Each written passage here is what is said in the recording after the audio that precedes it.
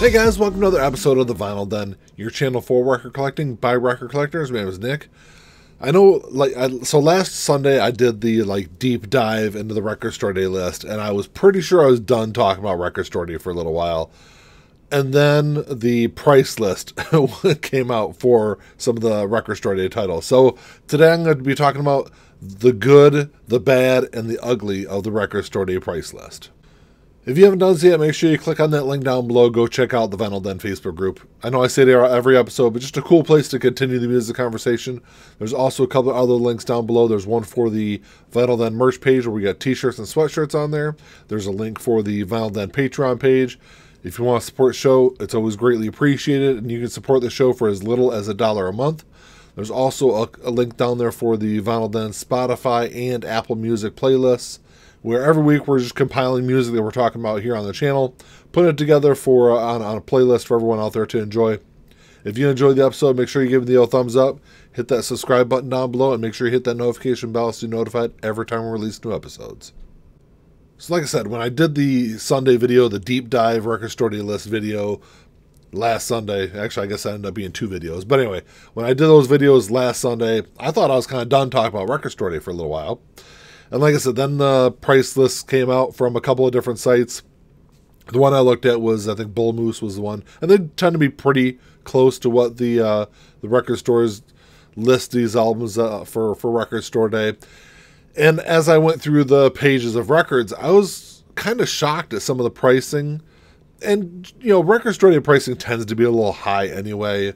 But the record store I actually go to for Record Store Day, they run a 15% off sale. So, yes, these prices may seem a little high. Some of them might seem a little high. But, you know, like I said, the record store I go to, and a lot of other record stores do it also. They'll run like a sale for Record Store Day. So, these, for the most part, won't be like the final sale price for people that buy records on Record Store Day. But we'll see. But anyway, I'm going to go through the good first, because there was some stuff on that list there that I looked at, and I actually expected these titles to be priced a little higher. The first one, this is Belle Biv DeVoe Poison. This was one of the ones I talked about that I was really looking forward to. It's only a single LP, and it's $28 is what it has. At least Bull Moose has it listed at. I'll put the picture on the screen here.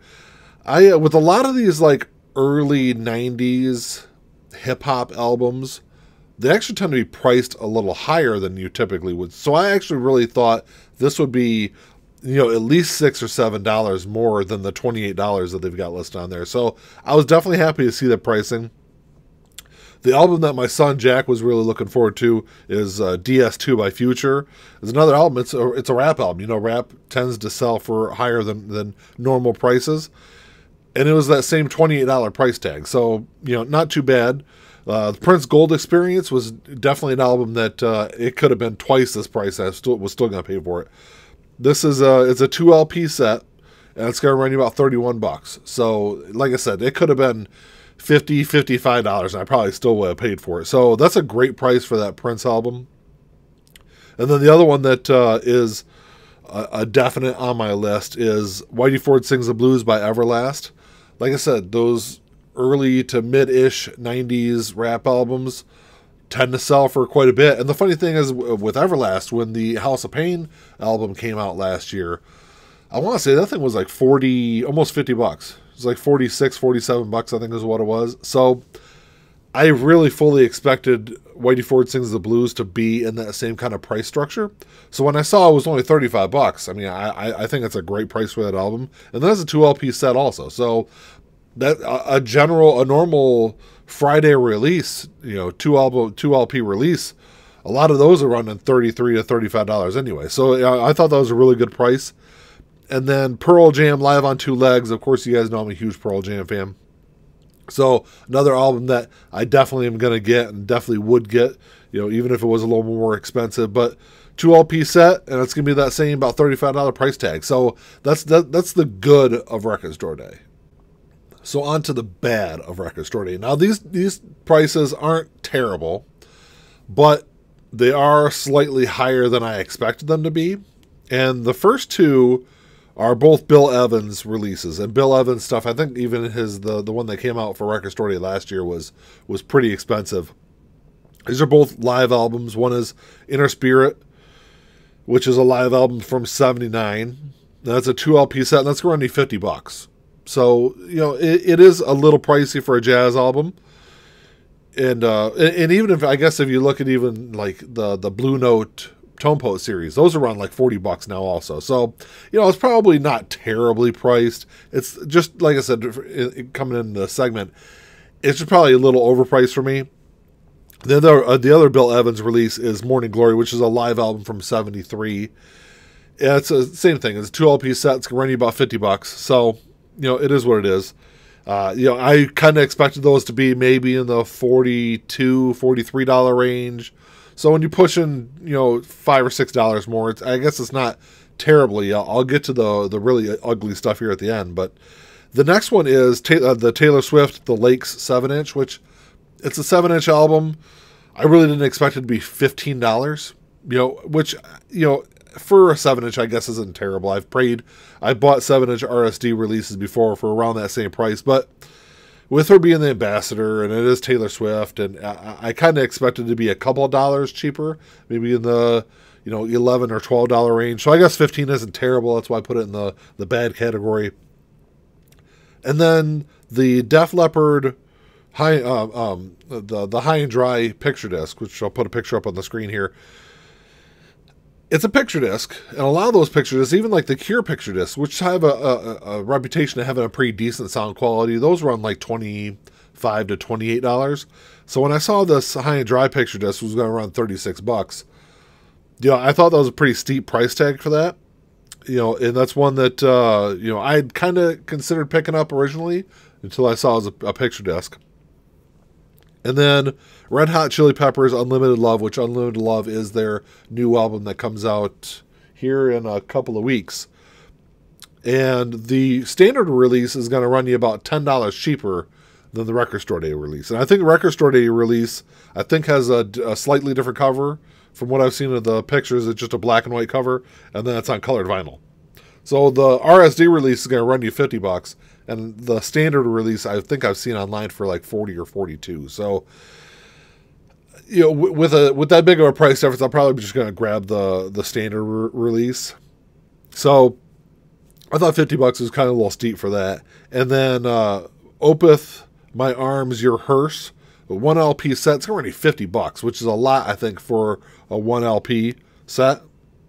You know, in my opinion, for me personally, unless it's an album I absolutely love, I'm not going to pay more than $35 for a 1 album.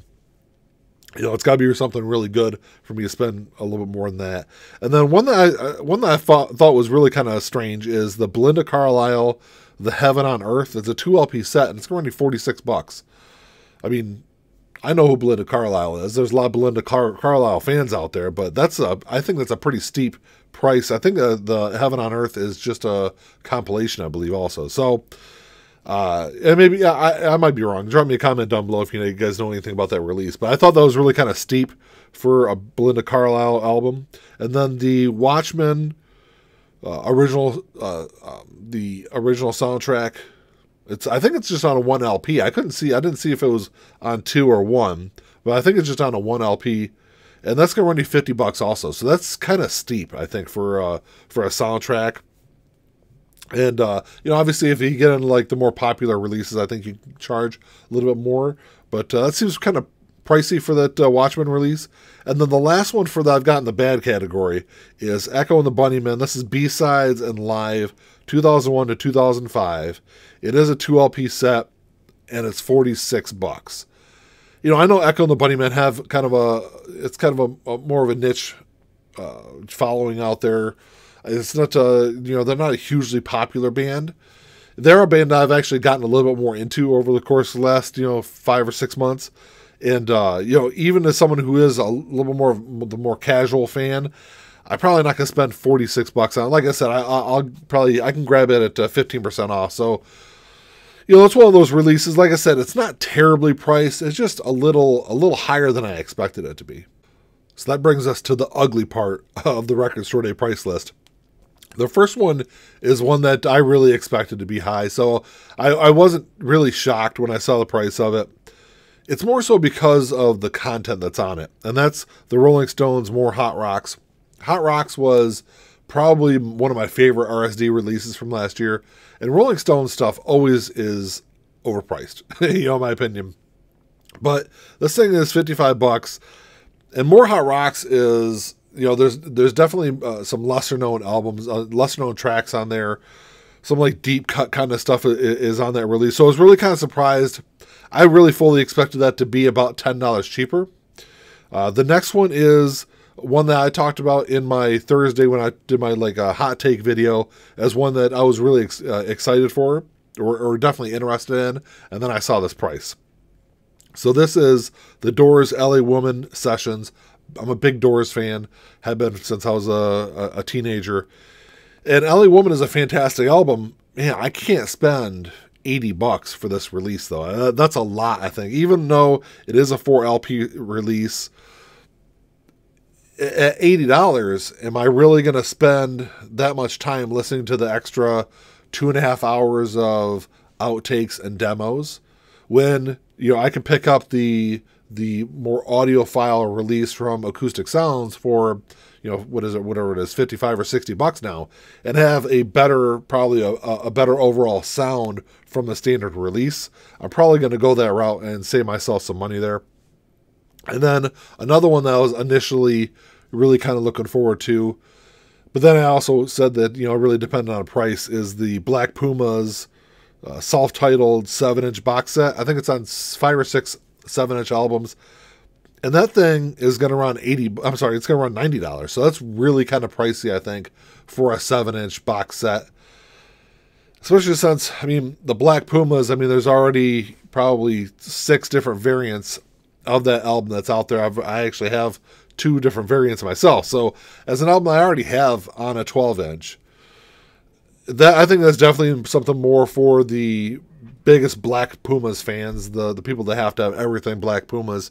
That I just was really shocked at that price. That's a full probably $20 more than I really expected it to be. And then the Chet Baker Trio live in Paris. This is the Radio France recordings from 1983, 1984. Chet Baker, of course, is a great jazz musician. This is a 3 LP set. This thing's $65, which I think is, still, like I said, probably $20 more than I really expected that release to be when the list was first announced. And then kind of staying in that jazz realm. And jazz albums really can be price-wise kind of all over the place. But this is Charles Mingus, The Lost Albums from Ronnie Scott's. It's another 3 LP set.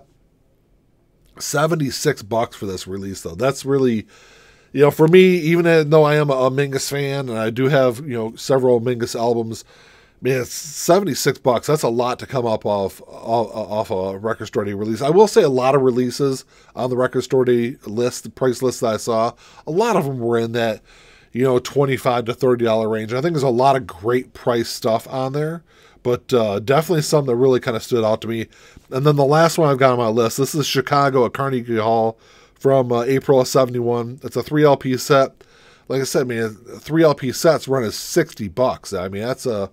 That's a steep price, I think, for a 3 LP set, especially when, I don't like paying, like I said, I think $30 to $35 is probably my max for a 1 LP. If it's 2 LPs, yeah, I could probably pay $30 to $35, and 3 LP sets, $40 to $45 max. So when you're getting up in the, $60, $70, $80 range for these 3 LP sets, I think it's just kind of crazy. Well, that's all I got for you today, guys. Thanks for checking the show out. I will say, I'm really excited about Record Store Day, and I still am excited for Record Store Day. I will say that seeing this price list has definitely knocked a couple of things off my list, though. But, some other stuff that's reasonably priced, I probably will pick up because I'm not going to spend $80 for the LA Woman Session. So, I don't know. We'll see how Record Store Day plays out, but I was definitely kind of shocked by some of the pricing on there. But drop me a comment down below. Let me know what you guys think. If you enjoyed the episode, make sure you give me the old thumbs up. Hit that subscribe button down below. And that's all I got. Until next time, keep on spinning. Peace.